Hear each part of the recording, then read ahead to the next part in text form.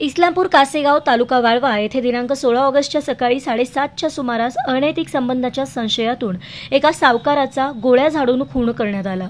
या खुनासाठी पिस्तूल आणि काडतुसे पुरवणाऱ्या संशयिताला पोलिसांनी अटक केली।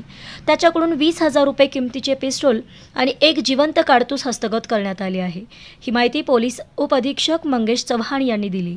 रितेश संतोष वायदंडे वय 22 राहणार कामेरी तालुका वाळवा असे अटक केलेल्या हत्यारांची तस्करी करणाऱ्याचे नाव आहे।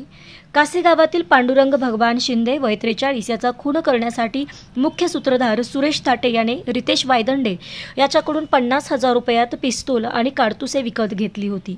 या खून प्रकरणी पोलिसांनी सुरेश ताटे याच्यासह विशाल भोसले कामेरी, शिवाजी भुसाळे इस्लामपूर अशा तिघांना अटक केली आहे।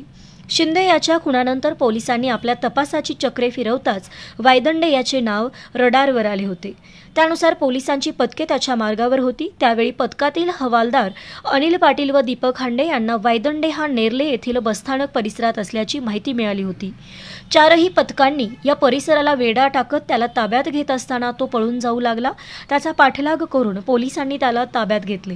यावेळी त्याची अंगझडती घेतली असता रितेश वायदंडे याने त्याच्या कमरेला लावलेले पिस्तूल आणि पॅन्टच्या खिशात ठेवलेले एक जिवंत काडतूस मिळून आले। पोलीस कर्मचारी प्रमोद रमेश पाटील यांनी रितेश वायदंडे यांच्या विरोधात फिर्याद दिली आहे।